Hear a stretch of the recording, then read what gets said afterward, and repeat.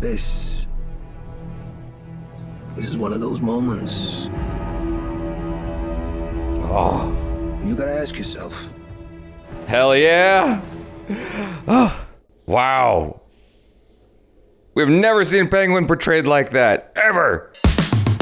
What's up, Cinepals? I'm Jabby Koei, and the Penguin trailer on HBO Max has dropped. I'm very, very excited for this because the Penguin was one of the most standout characters for me in the Batman.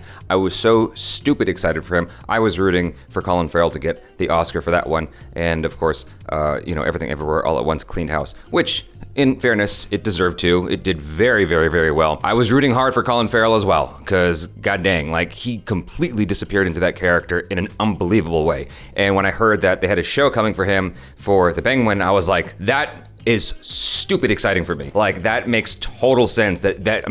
Easily I can see that happening. So I am very stoked to get into this with you guys. If you haven't done so already, please hit that subscribe button, bell icon, all notifications, and pretty please vote this up. Let YouTube know you're enjoying what you're watching. Here we go.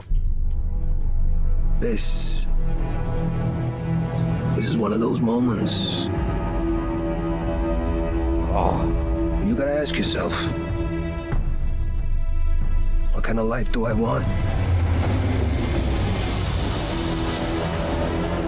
The world ain't built for guys like us. That's why we gotta take whatever we decide is ours.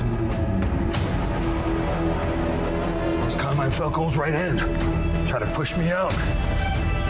Whoa, hey! You ain't seen what I can do. Hell yeah. You step out of line, even once, I'll gut you like a goddamn fish. Can you imagine the people saying my name in the streets after you're gone? Have it mean something?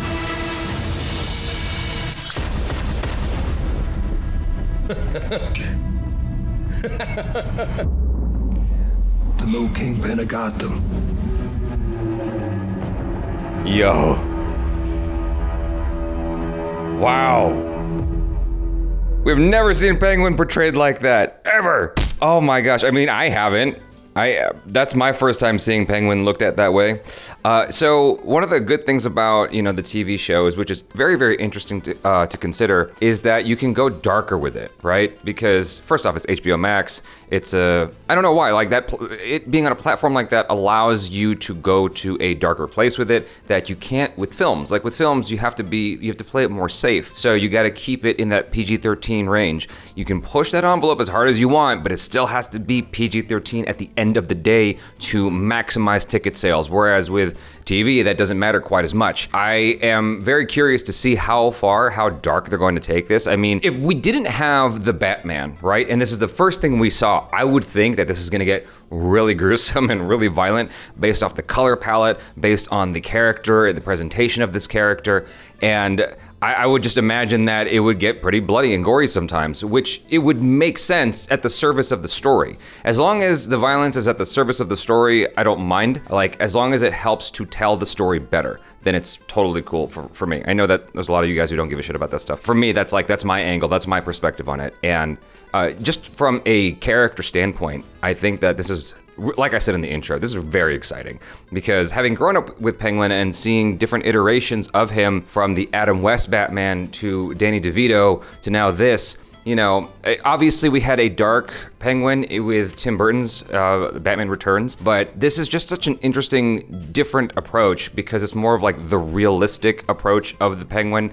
If the Penguin existed in the real world, what would he look like? How would he behave? How would he carry himself? What would that translate into? From his expression to the accent to the way he walks or waddles, as it were. I think all of that is coming to life in a very profoundly interesting way. Like, what a time to be alive to see something like this come to reality. Like, as a kid, the coolest thing I saw was the Tim Burton movies. And so as a grown-up, it's very exciting to see this sort of transition. Colin Farrell has been one of those actors I've admired for a long time, and I feel like this is the furthest we've seen him go in terms of his range and ability to completely disappear into another person entirely in a way that's magical.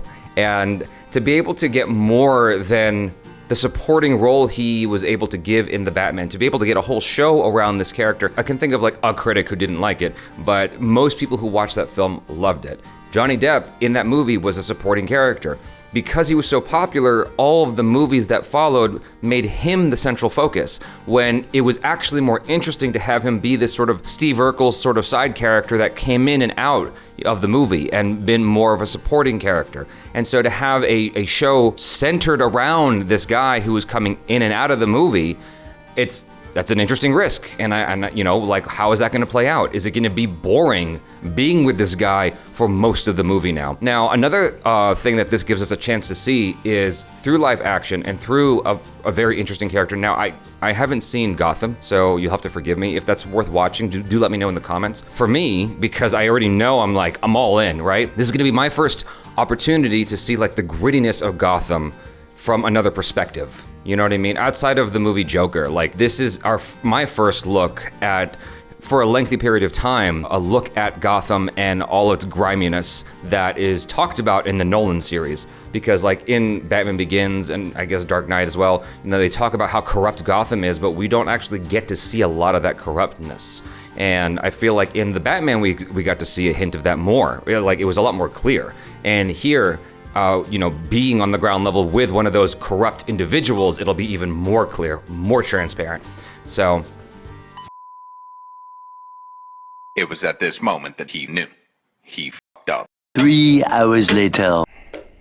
So I changed my battery because the camera was running out of battery. Given that our main character, that the protagonist in this particular story is the Penguin, it makes me curious as to who the antagonist will be. Because even though we are following a bad guy, so to speak, you have to root for somebody, right? And so he is a villain amongst villains, is how I'm going to look at this, almost like Tony Soprano or something like that. So what is he up against? What is the thing that he is trying to achieve other than like dominating Gotham? There was no indication that Robert Pattinson is going to be coming into this story, but it'll be super exciting to see if he makes a cameo appearance of any kind.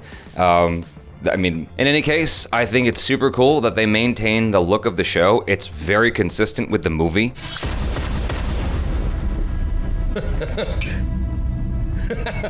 So it feels like a true extension of the show because the color palette is exactly the same and the music sounds very, very similar. This is one of those moments. Again, once more, I'm very, very excited for this show. I hope you guys are too. And let me know if you have any insight on this show that I haven't spoken about, because like what I know about this is what I'm seeing here and what I can draw from the film. So do let me know any inside knowledge that you might have that you have read from rumors or whatever in the comments below. Thanks so much for hanging out. Really appreciate you staying here all the way to the end. That's it for now. Subscribe, bell icon, all notifications. Please vote this up. I'm Jabby Kaway. Peace out.